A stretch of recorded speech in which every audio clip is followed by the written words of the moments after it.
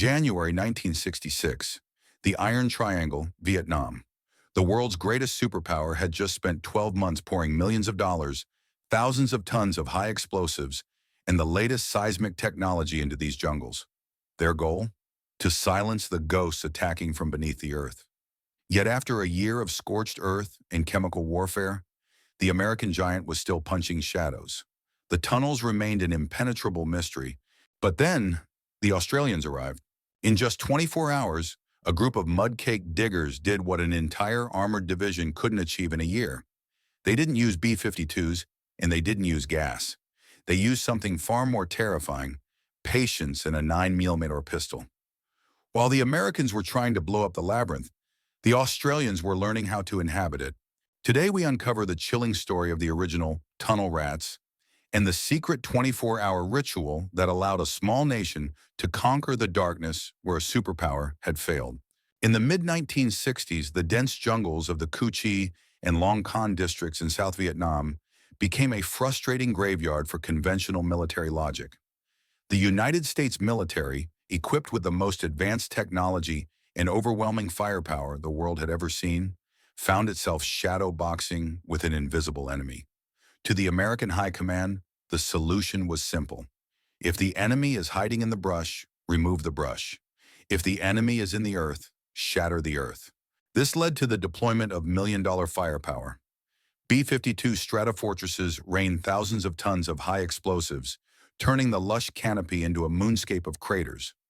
On the ground, M48 Patton tanks crushed everything in their path, while soldiers armed with flamethrowers incinerated every bush and thicket. The landscape was scorched, flattened, and chemically defoliated. Yet as soon as the smoke cleared and the American patrols moved in, they were met by the same lethal ghosts. Snipers would fire from the middle of a cleared field, and entire squads would vanish before the Americans could even return fire.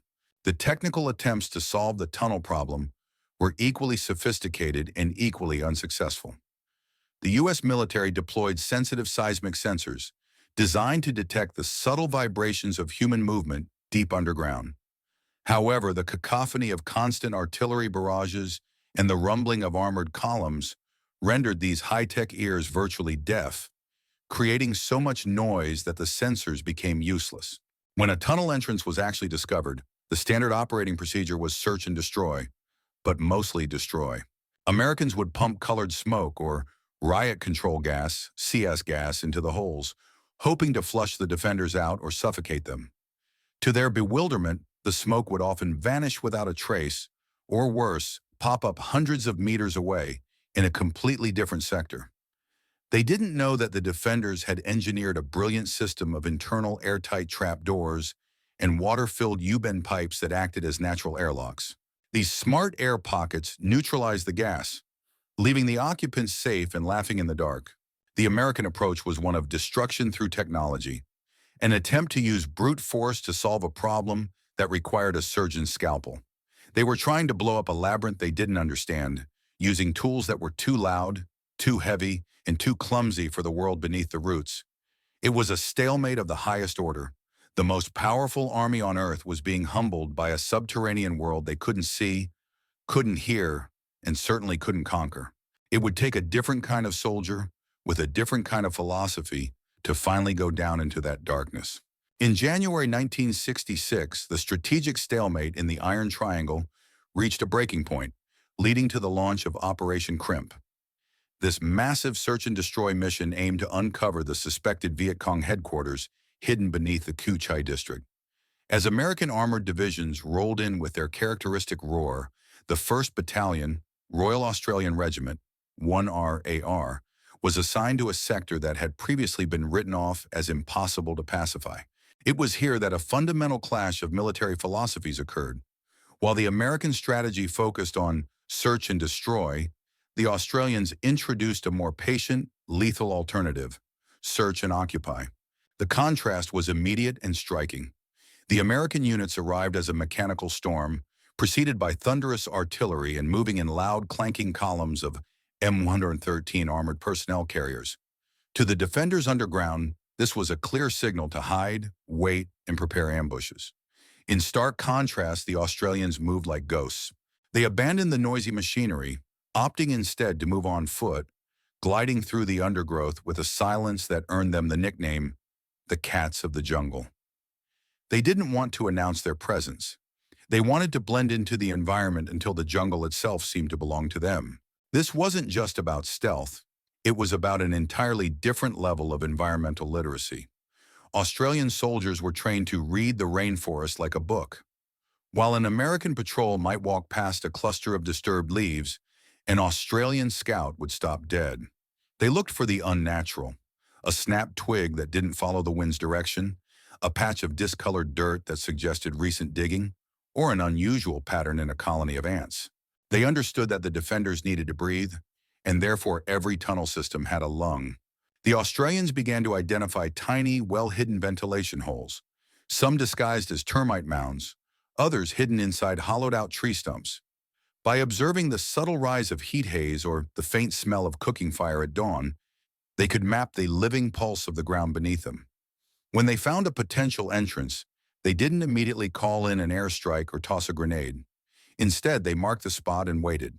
During Operation Crimp, the Australians proved that the only way to beat a subterranean enemy was to stop trying to destroy the Earth from above and start learning how to inhabit it. They realized that the tunnels were not just holes, but a sophisticated nervous system. If you blew up the entrance, the system would simply grow a new one. But if you could penetrate the system, you could strike at the brain. This realization by one RAR shocked the American observers, who watched in disbelief as the Australians systematically uncovered the entrances to what would turn out to be one of the most complex military structures in history. The Australians weren't just fighting a war, they were solving a puzzle, and for the first time, the shadows had nowhere left to run. To the Australian tunnel rats, the greatest threat in the subterranean world was not just the darkness or the booby traps, it was the human nose. Under the earth, where the air is stagnant and every draft carries a message, smell is a lethal indicator. The defenders had spent their lives in these tunnels. They knew the scent of the damp earth, the lingering smoke of cooking fires, and the smell of their own people. A single whiff of something foreign was enough to trigger a lethal ambush or the detonation of a gallery. Recognizing this, the Australians developed a ritual of sensory reconnaissance that was as extreme as it was effective. 24 hours before a team was slated to descend into a tunnel system, their preparation began with a radical process of biological concealment. The first thing to go was the scent of the Western world. The soldiers were forbidden from using scented soaps, deodorants, or shaving creams. To the sensitive noses of the defenders below, the smell of Old Spice or floral soap was as loud as a gunshot. But the Australians went even deeper, realizing that what they put into their bodies was just as important as what they put on their skin. For the final day of preparation, these soldiers stopped eating American sea rations. They understood that the high-protein, preserved meats and heavy seasonings of Western rations altered a man's body odor and his breath. If a soldier had spent the last day eating canned ham and processed cheese, his very sweat would betray his presence the moment he entered a narrow tunnel. Instead, the Australians would often eat as the locals did, simple, bland food, or fast entirely to neutralize their metabolic scent. Smoking was strictly prohibited. The smell of tobacco clings to hair, skin, and clothing for hours, and in the recycled air of a tunnel, a single stale puff of cigarette smoke could travel dozens of meters, alerting a sentry long before the Australian could see him. This was not just about discipline, it was about transforming oneself into a scentless predator.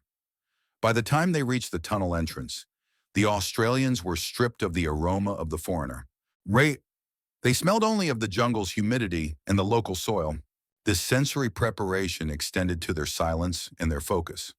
They entered a state of heightened awareness, where every sense was tuned to the environment. They didn't just walk to the tunnel, they observed the air currents, noted the direction of the wind, and listened for the subtle changes in the forest's acoustic profile. By shedding the sensory noise of the modern world, the Australians achieved a form of biological camouflage. They were no longer invaders from across the sea, they were invisible entities, blending into the darkness by becoming part of the atmosphere itself. This 24-hour ritual ensured that when they finally slipped into the narrow, dark holes, they didn't just bring their weapons, They brought the silence of the grave. Long before the United States military formally established specialized units to handle subterranean warfare, the men of the 1st Battalion, Royal Australian Regiment, 1RAR, had already earned the title of the original tunnel rats. During Operation Crimp in 1966, while others viewed the discovery of a tunnel as a cue for demolition, the Australians viewed it as an invitation. However, entering these black holes required a total rejection of standard military equipment. The Australians realized that high-tech gear was a liability in the claustrophobic, booby-trapped tunnels of Q-Chai. To survive, they embraced a minimalist toolkit that favored reliability and sensory awareness over sheer firepower. The first rule of the Australian tunnel rats was the abandonment of the standard M16 rifle. While the M16 was a revolutionary weapon on the surface, it was a death trap underground. In the narrow, echoing confines of a tunnel, the ear-splitting report of a 5.52 centimeter round would instantly shatter the eardrums of the shooter and his comrades, leaving them disoriented and vulnerable. Furthermore, the thick clouds of cordite smoke produced by a rifle would have nowhere to dissipate in the stagnant air, causing the soldiers to choke and lose visibility within seconds. Instead, the Australians reached for the Browning high-power 9mm pistol or the classic .45 caliber handgun. These weapons provided enough stopping power to neutralize a threat at point-blank range, while remaining compact enough to maneuver in a space no wider than a man's shoulders. The second essential tool was the flashlight, but not in the way one might expect. A standard military flashlight was often modified or replaced with a simple rugged torch. Crucially, both the pistol and the flashlight were tethered to the soldier's wrists with paracord. This was a lesson learned through bitter experience.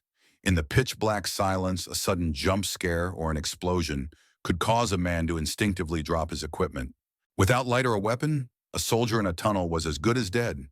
The tether ensured that even if a rat was startled or wounded, his life-saving tools remained within reach. Beyond the weapon and the light, the toolkit was remarkably primitive. A simple bayonet or a sharpened screwdriver was often used to prod the earth for hidden wires or pressure plates.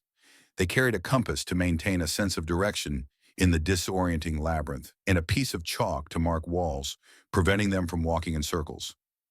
Every item was chosen for its silence. There were no rattling canteens, no clinking buckles, and no heavy helmets. This minimalist approach was a masterclass in adaptation. By stripping away the clunky, noisy technology of the 1960s, the Australians gained something far more valuable: a direct connection to their environment. They relied on their skin to feel drafts, their ears to catch the scrape of a sandal, and their intuition to sense a trap.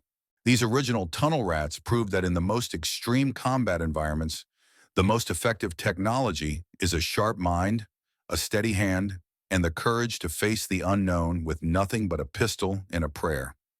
Entering a tunnel was not a physical act as much as it was a psychological transition.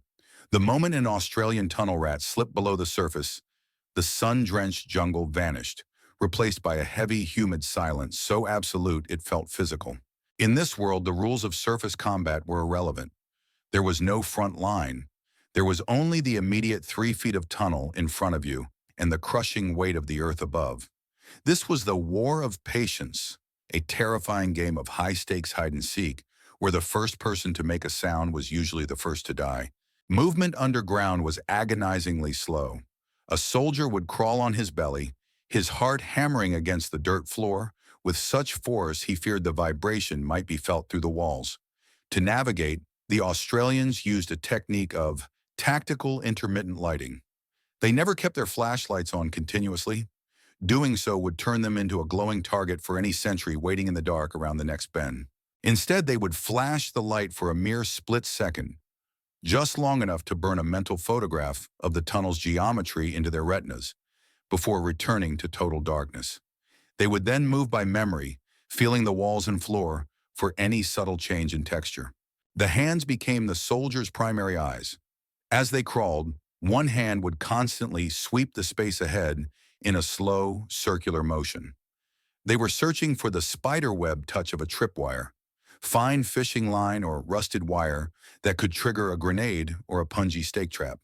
They felt for the slight give in the floor that indicated a trap door leading to a lower level or a concealed pit filled with sharpened bamboo. Every inch had to be cleared by touch. It was a test of nerves that could last hours. A single 50-meter stretch of tunnel could take an entire afternoon to clear. The most harrowing aspect was the eye-to-eye encounter. Because of the U-bends and sharp corners designed into the tunnels, an Australian could round a bend and find himself inches away from a defender. In these moments, there was no room to aim a weapon. It was a primal, visceral clash. The silence would be shattered by the flash of a pistol or the desperate struggle of hand-to-hand combat in a space so tight that neither man could fully extend his arms. Despite the constant threat of death, the Australians maintained a level of calm that bordered on the supernatural. They learned to control their breathing, to conserve oxygen, and to keep their goggles from fogging up in the stifling heat. They became masters of the pause, sitting perfectly still for minutes at a time just to listen for the distant scrape of a sandal or the click of a weapon's safety. This extreme patience was their greatest weapon. By refusing to rush, they turned the tunnels from a VC stronghold into an Australian hunting ground. The tactical patience of the Australians reached its zenith during the climax of Operation Crimp. While other Allied units were content with clearing peripheral tunnels or collapsing entrances, the men of 1RAR were hunting for the brain of the operation. Their persistence paid off when a team of tunnel rats followed a series of unusually well-constructed galleries that led deeper and deeper into the earth. They weren't just finding sleeping quarters or small caches. They were penetrating the nerve center of the Viet Cong's regional command. The discovery was staggering. As the Australians bypassed lethal, bouncing Betty mines and squeezed through hidden trapdoors, they emerged into a series of massive, cavernous chambers that had been carved out of the iron-hard clay. This was the central map room and administrative hub. In the flickering light of their torches, they saw walls covered in intricate charts, communication wires running along the ceiling, and desks piled high with documents. This was the vital organ of the insurgency that had remained invisible to B-52 bombers and ground sensors for years. In this moment, the Australian search and occupy philosophy yielded its greatest dividend. In a standard American sweep, the instinct might have been to clear the room with a flurry of fragmentation grenades, destroying everything in a hail of fire and steel. But the Australians knew that a dead officer tells no secrets, and a burnt map reveals no targets.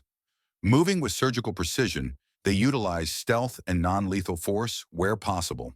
They used specialized sedatives or rapid physical restraint to subdue and capture high-ranking officers who were caught completely off guard. The defenders, who believed they were safe in an impregnable fortress, were suddenly faced with the impossible. Foreigners standing in their most secret sanctuary. The intelligence haul from this single penetration was arguably the most significant of the entire war to that point. The Australians didn't just find guns. They found treasure. They emerged from the darkness, hauling thousands of pages of documents, diaries, and ledgers, many still damp with mud and stained with sweat.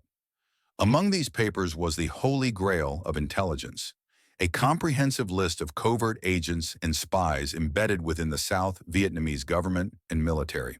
It was a list the Americans had been desperately trying to compile for years, and it had been sitting right beneath their feet. The punch to the vital organs was devastating.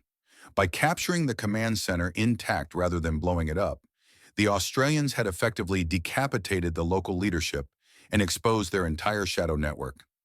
It was a victory that proved once and for all that the most effective way to win a war of shadows was to go into the shadows yourself. The Australians hadn't just cleared a tunnel, they had dismantled a revolution from the inside out. As the first light of dawn filtered through the thick canopy of the Iron Triangle, a strange sight greeted the American units stationed on the perimeter. Out of the innocuous holes in the red earth, where the U.S. had previously poured fire and gas to no avail, emerged a small group of Australian soldiers. They were unrecognizable, caked from head to toe in thick, stinking mud, their uniforms shredded by the jagged walls of the narrow passages. They moved with the slow, deliberate gait of men who had spent hours in a state of hyper-alertness, but in their hands and strapped to their backs was a treasure that would leave the Allied High Command in a state of absolute shock. The scene at the American forward base was one of stunned silence. High-ranking U.S. generals and intelligence officers watched as the Australians laid out their haul. It wasn't just a collection of rusty SKS rifles or crude grenades. Instead, the diggers presented stacks of pristine documents, operational maps, and codebooks. Most importantly, they brought out living, breathing, high-value prisoners, officers who had been captured in silence rather than obliterated in an explosion. The Americans, who had grown accustomed to measuring success by body counts and crater sizes, were suddenly confronted with a far more sophisticated metric of victory. The astonishment deepened when the American engineers were invited to inspect the tunnel system the Australians had just vacated. They expected to find a collapsed ruin, but instead, they found an intact subterranean city. Because the Australians had refused to use heavy explosives, the architecture of the tunnel system remained perfectly preserved. For the first time, American military photographers and intelligence analysts could enter the labyrinth to film and document the engineering genius of their enemy.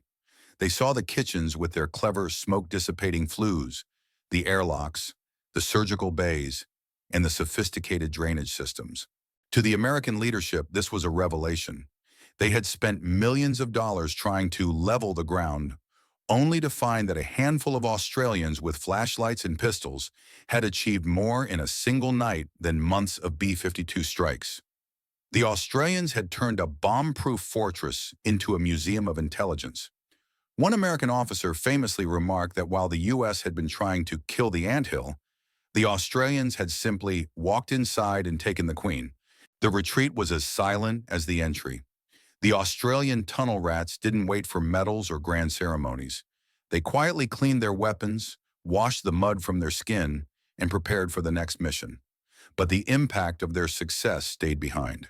They had provided the most comprehensive look into the heart of the insurgency that the Allies would ever receive. It was a moment of profound realization for the Americans. They had all the technology in the world, but the Australians had something technology couldn't buy: the grit to meet the enemy in his own home, and the intelligence to leave it standing so it could tell its secrets. The exploits of the Australian tunnel rats during Operation Crimp and beyond did more than just provide a temporary intelligence windfall. They established a permanent chapter in the annals of unconventional warfare. Decades after the last soldier emerged from the red clay of Ku Chai, the story of the 1st Battalion, Royal Australian Regiment, remains a mandatory case study in military academies worldwide. The core lesson is timeless. In the chaos of combat, overwhelming firepower can level the horizon, but only individual skill, psychological resilience, and sensory refinement can conquer the human dimension of war.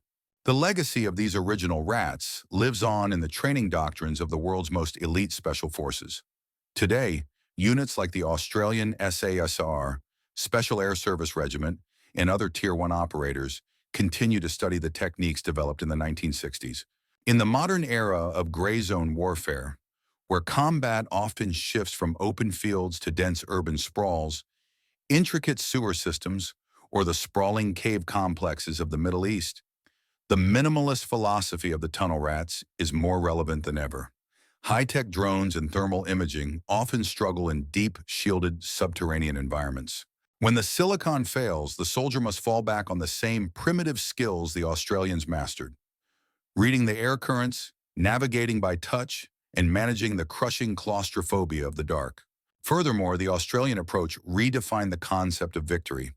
It proved that a small, highly trained force could achieve strategic effects that thousands of tons of explosives could not. By choosing to search and occupy, rather than merely search and destroy, the Australians emphasized the value of intelligence and the preservation of the battlefield for analysis. This shift in mindset paved the way for modern counterinsurgency tactics, where understanding the enemy's infrastructure is considered just as important as neutralizing their personnel. The message of this historical episode is clear. Technology is a tool, not a substitute for the human spirit. The Australians won the war under the earth because they had the humility to strip away their modern advantages and the courage to meet their enemy on equal terms. They proved that the most lethal weapon in any arsenal is not a million-dollar missile, but a disciplined soldier who can control his fear, quiet his breath, and think clearly in the absolute darkness.